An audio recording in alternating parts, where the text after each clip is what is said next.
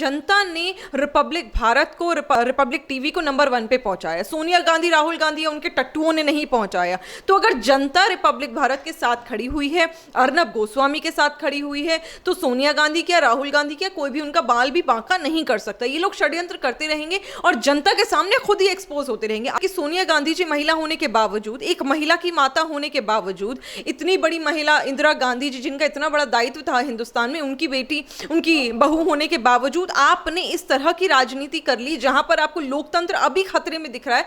पर आपको अशोक गहलोत की राजनीति में, अशोक गहलोत की जहां पर सरकार है वहां पर एक हफ्ते में 12 से अधिक बच्चियों, माइनर बच्चियों का रेप हो जाता है। आपको लोकतंत्र खतरे में नहीं लगता कि आपको लगेगा खतरे में ना हो? ये कहां थे, इनसे पूछे ना। मुझे तो लगता है लोकतंत्र सबसे ज्यादा खतरे में तब था जब कोरोना महामारी में हेल्थ वर्कर्स जाकर लोगों की सेवा करने में जुटे हुए थे, पुलिसकर्मी सेवा करने में जुटे हुए थे और लोग पत्थरबाजी कर रहे थे, तब इन्हें नहीं लिखा था। जब नर्सेस के सामने कितने लोगों ने जाके अश्लील हरकतें करी, तब इन्हें लोकतंत्र खतरे में नहीं लगा। ये कौन से बिल में घुस जाते हैं जब लोकतंत्र इन्हें सिलेक्टिव आउटरीच में दिखता है? जिस पार्टी का अध्यक्ष राहुल गांधी जी की बात कर रहे हैं, संसद भवन यानी कॉन्स्टिट्यूशन के मंदिर के अंदर आंख मारने का नीच काम कर सकते हैं, उन्हीं के दिग्गज नेता महिलाओं को टंचमाल बोल सकते हैं, तो नया आइटम बोल दिया तो कौन सी बड़ी बात है? ये तो इनकी आदत रही है।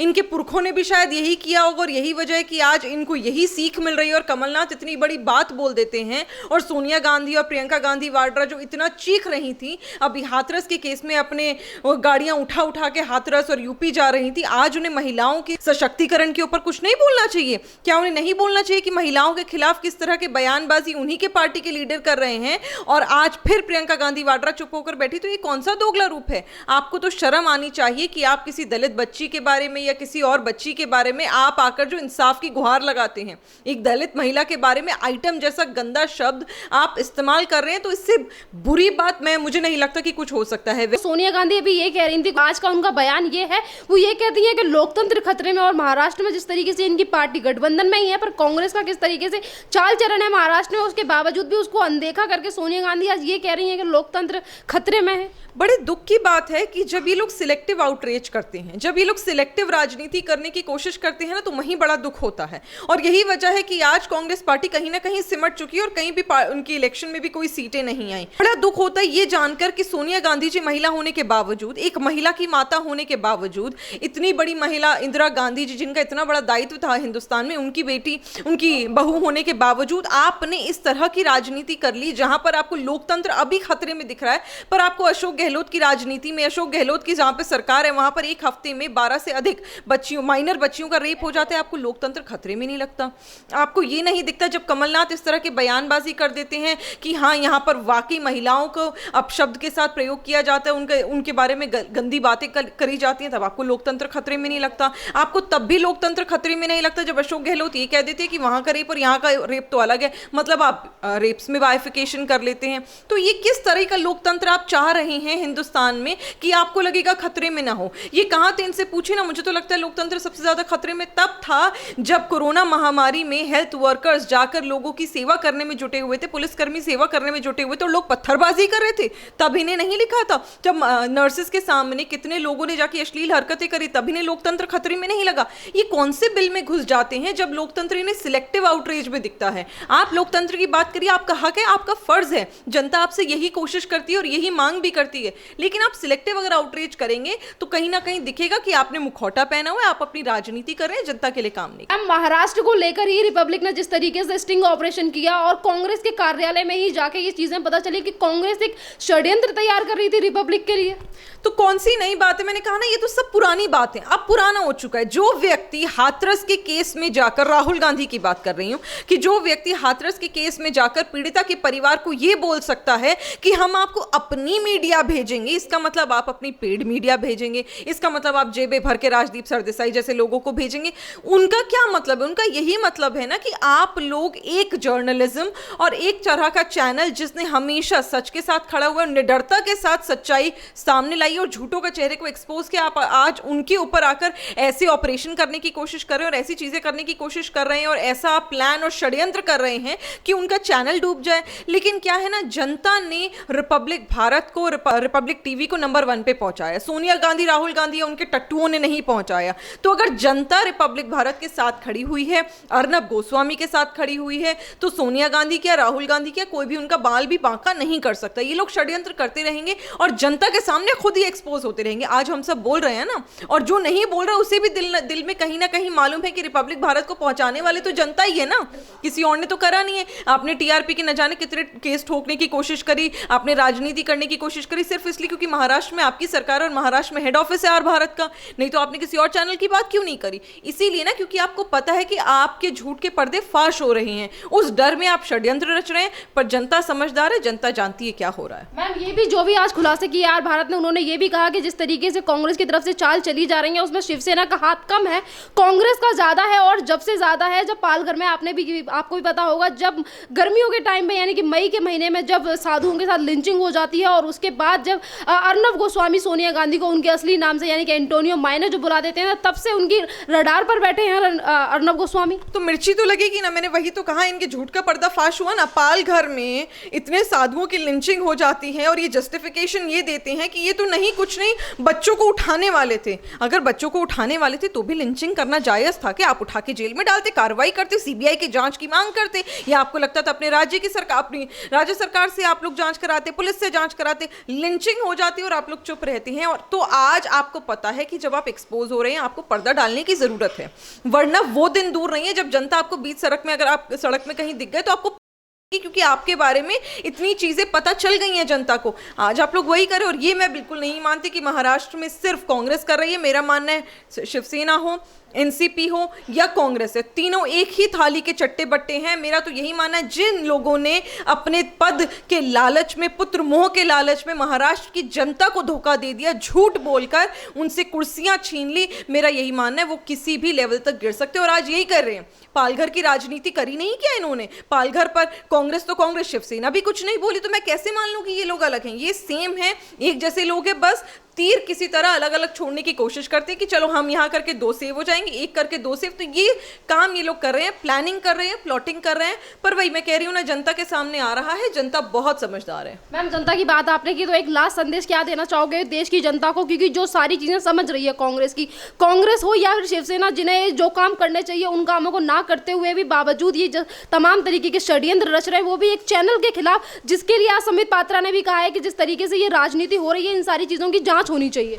देखिए, अपने देश के जनता को मैं सिर्फ छोटा सा एक ही संदेश देना चाहती हूँ कि आप लोग, जो आपको लगे कि सशक्त लीडर है, उसके बारे में सोचकर उसके पीछे चलने को तैयार रहिए। पप्पू के पीछे चलने को तैयार मत रहिए, नहीं तो लोग, जैसे इन्होंने 50 साल लोगों को बरगलाया, भड़काया और बहकाया, आगे भी ये लोग यही करते रहेंगे। इनके पास कोई लीडर नहीं है, सिर्फ और सिर्फ इनको लालच है। ये करप्ट लोग हैं और कभी भी न्याय की मांग 2 तरफा नहीं करते, एक तरफा करते हैं। इन्हें शर्म इतनी भी नहीं आती कि जब जनता को समझ आने लगा है कि आप एक तरफ का सेक्युलरिज्म दिखा रहे हैं, एक तरफ के लिए आवाज उठा रहे हैं, उसके बावजूद आज आप एक ऐसा अनबायस्ड रिश्ता जनता के साथ नहीं निभाना चाहते। तो आप लोगों को समझना पड़ेगा, जनता को ही आत्ममंथन करना पड़ेगा कि इतने साल अगर हमने कांग्रेस को दिए तो कांग्रेस ने हमें क्या दिया, और इतने साल जब हमने भारतीय जनता पार्टी और मोदी जी की सरकार को दिया तो हमने कितना विकास पाया है। अगर विकास की राह पर जनता चलना चाहती, जो मैंने देखा है 2019 के लोकसभा चुनाव में, हमने बखूबी इसको महसूस किया है कि जनता और उमड़कर आगे आई है।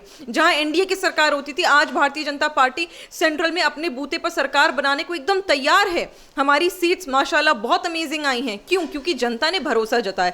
ये जनता का भरोसा है, बस यही भरोसा हम आशा करते हैं आगे भी जनता दिखाए, और इसीलिए हिंदुस्तान का विकास होता भी रहे। मैम, एक लास्ट सवाल मेरे पास एक और, कि जैसे कि ये सारे जो जितनी भी पार्टियां हैं महाराष्ट्र में जिन्होंने सरकार बना ली है, एनसीपी, शिवसेना और कांग्रेस, ये तमाम जो पार्टियां हैं वो सरकार बना के आर भारत के पीछे पड़ गई हैं उस चैनल को बंद कराने के लिए। जिस तरीके से इनकी प्रवक्ता ये कहते हैं कि उन्होंने उद्धव ठाकरे जी को ढंग से नहीं बुलाया, जी करके नहीं बुलाया, तो इसीलिए ये सारे चैनल बंद कराने के लिए उनके पीछे पड़े हुए हैं। क्या इनके लोगों का, संजय राउत, कंगना को, जैसे कि अभी आपने जिक्र किया कि कंगना को हरामखोर बोल देते हैं, जर्नलिस्ट को कॉलगर बोल देते हैं, एक दलित महिला जिसको वो इस तरीके से आइटम बोल देते हैं, फिर इनके ऊपर कार्रवाई नहीं होनी चाहिए? बड़े दुख की बात है कि शिवसेना, कांग्रेस, एनसीपी को ये तो बुरा लग रहा है कि उद्धव ठाकरे के नाम के आगे जी नहीं लगा, पर यह दुख नहीं हो रहा कि महिलाओं को गाली दी गई उनके कैरेक्टर पर सवाल उठाया गया और आज कितनी महिलाओं का शोषण करने की साजिश और कोशिश की गई, उसके बाद इनकी आंखें नहीं खुलती। तो अगर ये काली पट्टी बांधकर बैठे हुए हैं तो अभी पता चल रहा है कि वही कहते हैं ना, जहां आग वहीं धुआं होता है,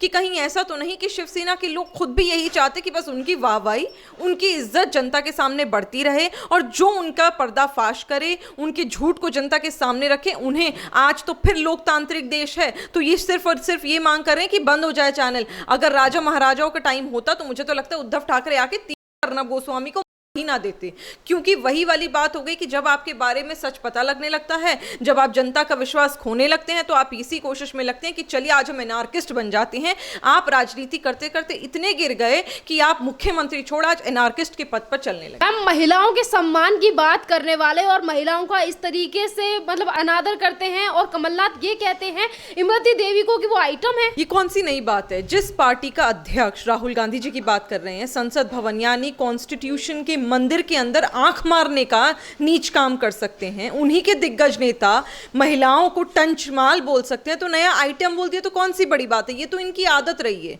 इनके पुरखों ने भी शायद यही किया होगा और यही वजह है कि आज इनको यही सीख मिल रही है। और कमलनाथ इतनी बड़ी बात बोल देते हैं और सोनिया गांधी और प्रियंका गांधी वाड्रा जो इतना चीख रही थी अभी हाथरस के केस में, अपने गाड़ियां उठा उठा के हाथरस और यूपी जा रही थी, आज उन्हें महिलाओं के सशक्तिकरण के ऊपर कुछ नहीं बोलना चाहिए? क्या उन्हें नहीं बोलना चाहिए कि महिलाओं के खिलाफ किस तरह के बयानबाजी उन्हीं के पार्टी के लीडर कर रहे हैं और आज फिर प्रियंका गांधी वाड्रा चुप होकर बैठी? तो ये कौन सा दोगला रूप है? आपको तो शर्म आनी चाहिए कि आप किसी दलित बच्ची के बारे में या किसी और बच्ची के बारे में आप आकर जो इंसाफ की गुहार लगाते हैं, एक दलित महिला के बारे में आइटम जैसा गंदा शब्द आप इस्तेमाल कर रहे हैं, तो इससे बुरी बात मुझे नहीं लगता कि कुछ हो सकता है। वैसे ही कांग्रेस पार्टी के परकच्चे अब ढीले हो चुके हैं, काम करने लायक ये लोग बचे नहीं, ऊपर से इनके अगर दिग्गज नेता ऐसी अगर आके बातें करेंगे, दिग्विजय सिंह ने हमेशा इतनी गंदी बातें और अपशब्द का इस्तेमाल करा, तो मुझे लगता है कि इन्हें आज नहीं तो कल हिंदुस्तान की जनता ही खत्म कर देगी। और मैम अगर कांग्रेस की बात करें या फिर शिवसेना की बात करें, इनकी सरकार है महाराष्ट्र में और शिवसेना के नेता भी इस तरीके से लड़कियों के लिए कहते हैं,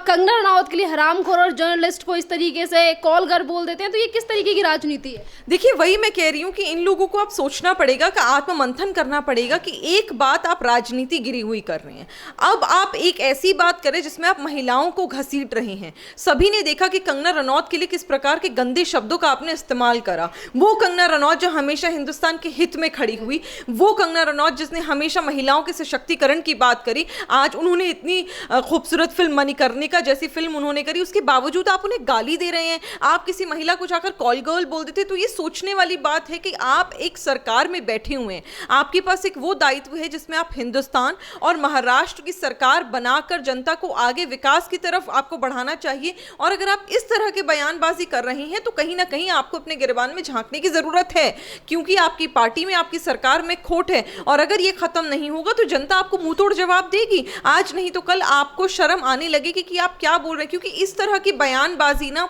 मुझे नहीं लगता कि किसी भी राजनीतिक दल या किसी भी व्यक्ति को करनी चाहिए या शोभा देती है। क्योंकि जब आप आते हो तो आप महिलाओं के रिजर्वेशन की बात करते हो, जब आप आते हो तो आप रेप्स को कंट्रोल करने की बात करते हो, जब आप आते हो आप बेटी बचाओ की बात करते हो, जिसका आप मजाक भी उड़ा रहे हो अगर मोदी जी ने चलाया है तो। लेकिन आज आप जब महिलाओं के बारे में इस तरह के अपशब्द का प्रयोग करेंगे, गाली गलौज करेंगे, उन्हें कॉल गर्ल जैसे नीच शब्दों का इस्तेमाल करके उन्हें तो आप आगे बढ़ाने की बात करेंगे, तो फिर लगता है कि दोगला रूप है, ना फिर लगता है कि आप थाली के बैंगन है, फिर लगता है आप राजनीति कर रहे हैं, महिलाओं को भी घसीट रहे हैं। मुझे तो डर इस बात का लगता है कि अगर आप टीवी पर आके या ऑनलाइन बातों में और बाइट्स में इस तरह की बयानबाजी कर जाते हैं तो न जाने आप अपने घर की महिलाओं को, अपनी पार्टी की महिलाओं को किस प्रकार ट्रीट करते होंगे। Thank you ma'am.